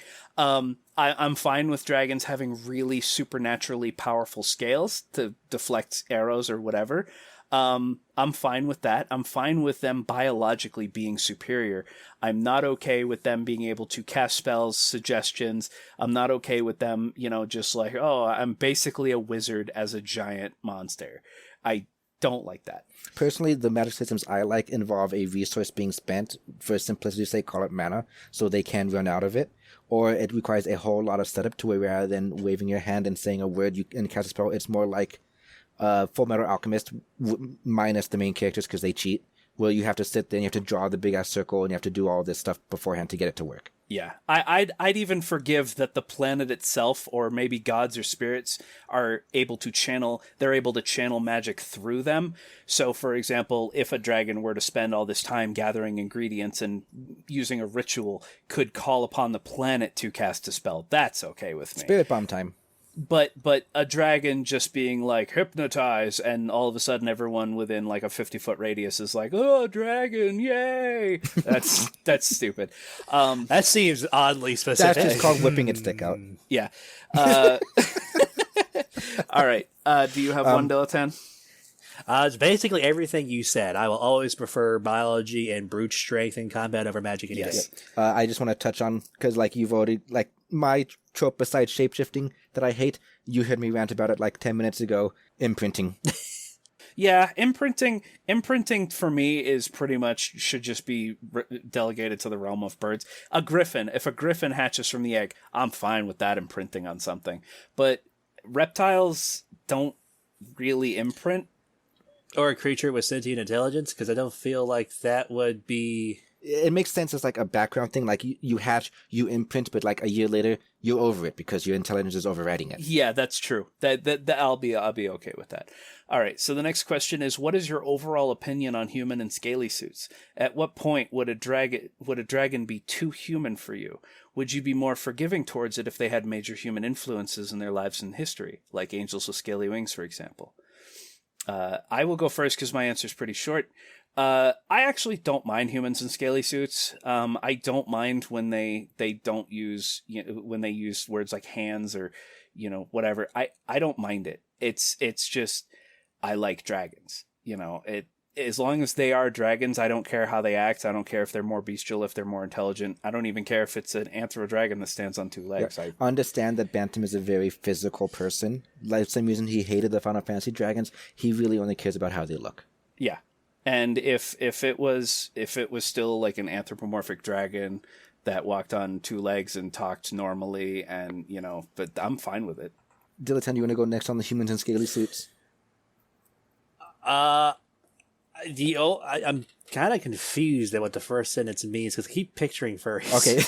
Well, humans in scaly suits means even though the author wrote about dragons, the dragons are basically acting like humans. Yeah, like when we were interviewing Ludwig, he talked about it. It's essentially like, like even little things like when you're describing a dragon's hands. I just did it, but instead of front legs or four paws, it's described as hands. Small aside, I hate describing a dragon's front limbs as paws. I hate forepaws. I hate that. Because to me, paws implies there are pads on it, like a dog or a cat, and dragons don't have pads, so I hate them being called paws. To me, those are four claws, or talons at the least. I'll even call them hands over paws. How much I hate the word paws when used that way. So I can have Nergigante then? I guess. Okay, good. But so as far as the humans in scaly suits, I don't mind it too much. I definitely like it much better when it's a very alien mind, a very alien point of view. I am extremely forgiving of it when there's human influence similar to Angel of Scaly Wings, or if it was a transformation story similar to Lazy Scales or Scale Shifter. I can be extremely forgiving to it in most circumstances, mostly because I don't mind that much, but full-on dragon alien mindset is superior most of the time. Diletan, Rings of Fire, you read through the first part of it. That is a really strong example of humans in scaly suits because their minds worked very human-like. It wasn't that different. Age of Fire dragons were a bit more different, and that's why they had a hard time interacting with the humans, because they were confused by a lot of things. Like, why is this a big deal? It doesn't make sense kind of deal. Okay, then I'd prefer the Age of Fire, but I don't mind the Wings of Fire from a reader's perspective, because even though they still have the human and scaly suits back, it still is easier for me to understand than trying to learn an entire new way of thinking. You know what I mean? Yeah. Okay. As a dragon, I don't know what you mean. So last question then? Yes. All right. So I noticed that you guys bash on Wings of Fire for including the scavengers in the story. I would like to know what you exactly mean by this, as scavengers are part of some major plot points and events in the series since the very start. Do you mean that they're appearing in the books too often now? I do agree that shoving them into book 14 for the plot at the last minute was handled very poorly, and the fact that it makes a dragonslayer a required read in that series, unlike the Winglets and to an extent Darkstalker. All right, I'll take this one because you guys have not read past book 5. Not even a little. Well, yeah. I'll just say my little aside. I don't care that the scavengers were in there since the beginning. I don't think that humans deserve to be in a dragon-centric story. Just on the basis of you're telling a story where all the main characters are dragons, humans don't have to be in it. Like, I like the entire fantasy aesthetic of maybe this is a planet where it's all just sentient, intelligent dragons. Why do humans need to exist? And the fact that the humans, from what I understand, from what Ray has told me, feel free to correct me, but the humans start off as these savage beasts that no one can understand to becoming main characters. And it's like, I didn't get into a book where there's a dragon on the cover and it's all about dragons to read about humans at all. And that's maybe selfish on my part, but I just don't care about humans in stories about dragons. Okay, I have read all the Wings of Fire. Wings of Fire used to be my favorite book. It has fallen several pegs because of the way the story has been going, and I've just found better stuff since then. Scavengers in Wings of Fire started out okay. The entire first arc, they were fine. They were perfectly okay. It was acceptable. They are good as a background character, and they kind of did help the plot of the first arc move along, and that's perfectly fine. My problem with Scavengers is, yes, how big a deal they're becoming in the later stuff, how they were shoehorned into being plot relevant in book 14, how Dragonslayer tried to be like, look, humans are important. See how important they are. And the biggest reason I don't like that is because when I got into Wings of Fire, it was... I perceived it as a 100% dragon world. Every character was a dragon. Everything was about dragons. This was all dragons. Humans were there as a hand wave just because human authors got to put humans into whatever. But they could have been kobolds. They could have been goatmen. They could have been lambs or whatever. They could have been anything. It really didn't matter that they were humans or not. So it was whatever. Call them humans. It's easier to sell to kids. The book is meant for kids. Without spoiling stuff, because this is not the Wings of Fire episode, they have been progressively becoming bigger and bigger deals. There are now humans that can speak the dragon language. There are now human settlements that the dragons have interacted with. And it looks like book 15, it's not out yet, it's coming out next month. It looks like book 15 is going to completely hinge on humans. The dragons are going to lose if they don't get the humans' help. And I hate that because that is not what I signed up for.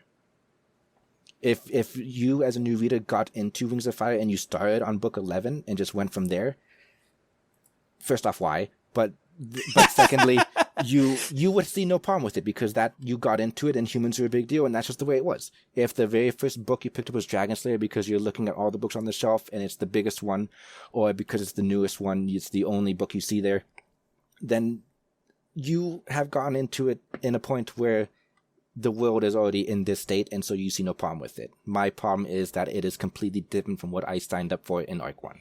Yeah. Think of it like I'm trying to think of a very popular cartoon that everyone's watched or something. Imagine like The Simpsons. You start watching The Simpsons, you get like 10 seasons in, you love The Simpsons and all the cast of characters around them, and then season 11, The Simpsons move out of Springfield and someone else moves into their house, and the show just never addresses The Simpsons again. And that's what I'm afraid is happening when you involve humans in a story, is the humans start taking over, and eventually the dragons are no longer important. Yeah, it definitely feels like if there's going to be an Arc 4, it's going to become another Dragon Rider story. We have plenty of Dragon Rider stories already. We have plenty of books where there's a human and a dragon as a partnership. That exists already. Wings of Fire, at the point of me discovering it, was unique in being all dragons. So to use his Simpsons analogy, yes, there's now a new family that has moved into Springfield, and we're spending way too much time learning about this family, and there's like maybe 2 minutes worth of the Simpsons family themselves in every episode now, and it's just like not what I signed up for. Yeah. It's not that bad yet, but that's where it feels like it's going. Yes, I agree. Another really good example, actually, that I thought of was Invader Zim. There's that one episode with Tak where she comes back to the planet, and it's like Tak is the humans in this situation, but now imagine that she actually killed Zim and took over the show. Oh, that would have pissed me off. Yeah. Anyway, so that's it for Caro's questions. If he has any more, he says he'll ask them in the future, and he wishes us good luck with the podcast and hope it continues to thrive in years to come. Yep. One thing about his email that I really liked was he said that it helped him find some obscure dragon content, and that makes me really happy because that was the whole point. That was why I wanted to do this. So I'm very happy, and thank you for letting me know that my plan is working. He also has a little PS that we should probably, and he's right. He's 100% right. We should take notes because we do get details wrong. I don't think to take notes. I take notes sometimes. I could show you guys, I post maybe on the Rumworks subreddit my notes that I took for Golden Treasure, and you'll kind of see they start out pretty good, but they get kind of sporadic towards the end. I can do a good job taking better notes, definitely. Yeah, for me, I when I'm doing something like let's say for example reading a book, or actually I'll use the book example because that's primary. When I'm reading a book, stopping to then take notes completely takes me out of the story. So for me, it's more of a metric of was the story interesting enough for me to remember all these details? As far as video games, yeah, I can pause the game and then take notes and stuff, but with me in video games, I get way too involved in them, and I don't come up for air for a very long time. What you should do is when you finish your session, like you listen to an hour and a half of audiobook and you've put it down because you're done with that, write down your thoughts at that point then. Yeah. That'll be a good step one for note-taking. Yeah. It's a bit easier for me to stop and take notes because often I'll stop. I'll pause. I'll bookmark my page, or I'll pause the audio or whatever. I'll stop and I'll think to myself 10 minutes this is pretty interesting because this implies ABC, or if I was doing this, I would have done XYZ instead. I'll usually stop and have some introspectives like that, so it's easier for me to stop and take notes. Anyway, thank you for joining us. I was worried this episode was going to be super short, but instead it's 2 hours long. We had to make sure your editing would suffer. Well, it's not that big a deal as far as the editing goes. It's just listeners, and you were worried. Listeners, you guys have gotten hour and a half episodes consistently, and I was worried that suddenly releasing only 30 minutes because the game was super short was going to be disappointing. So I wanted to make sure you guys had a full episode, so we found some other stuff to talk about. But also thanks to Tricinix and Caro for giving us more time to air out our thoughts. Yeah, you guys gave us another half hour of content. That was great. Please, people, send more emails. I love these kind of things. Even if it's just an email saying, hey, I love you. I would like being loved. Honestly, wait, how often we go on a tangent? Were you really that worried? I actually was. Because there have been a couple episodes where I've edited it and I've noticed like a lot of white space where we sit there going like, what do we talk about now? And my soul dies every time I listen to that during the editing. Well, this is probably the most I've talked in the entire podcast history. You talked a bit more on Dragon Ghost House Hunting because that was your like you put that forward because you had strong opinions on it already. Oh yeah, no, I love that show. Yeah. All right, so anyway, again, thank you for joining us. We didn't actually like have a good enough break in the middle for me to put in my interlude music, so I'm a little sad on that. Yeah, you'll find one. Maybe I'll force it in there. Yeah. For copy-paste purposes, we're taking a short break right now. When we come back, we're just going to tangent for a bit to fill out this episode more. Copy-paste done. Next episode... Wait, no. We do social media before next episode, social media right? first, yeah. So you can reach us on Twitter at officialwadpod. Our email is wadpodcastmail@gmail.com. And we do have a Patreon, patreon.com/worldofdragonspodcast. On the topic of Patreon, we have been talking about it, and we have decided that we're going to let $5 Patreons have access to a Discord where you can come and listen to us do the recording live. Obviously, you will be muted. You will be muted, so you can't talk. I'm sorry. We record 4 a.m. Monday morning Mountain Central. Time. Yeah, Central. Mountain. Is it? Oh. Yes, we're Mountain Time, not Central Time. That is 6 a.m. Monday morning Eastern, 3 a.m. Monday morning Pacific. Figure out your own time zone from there. I'm sorry, non-Americans. So arguably that's a really weird time to be up, but understand Bantam and I have night jobs. Dilettante has to get up at the crack of dawn for his job anyway. So this kind Not that crack of dawn. This is like back-breaking point dawn is this is the for easiest me. time for us to get together to record. So if you can join us, that's great. So yeah, next episode we are going to be doing the book Mating Flight by Bard Bloom. I actually have already finished the book. It is amazing, and you two better get on it, or I'm gonna disown you. Yep. Dilettante. Why me? You're the one I'm most worried about. He says that because he says that you will probably like this far more than Tooth and Claw, but it just involves you actually reading it. I actually think you will love this Dilettante. Oh, half of the reason I like Tooth and Claw was the reader itself. So it's also that. You also wanted to write a book, journal style, which this is kind of in, so you should do it for at least taking some notes. Anyway, next episode is not Tooth and Claw, Mating Flight.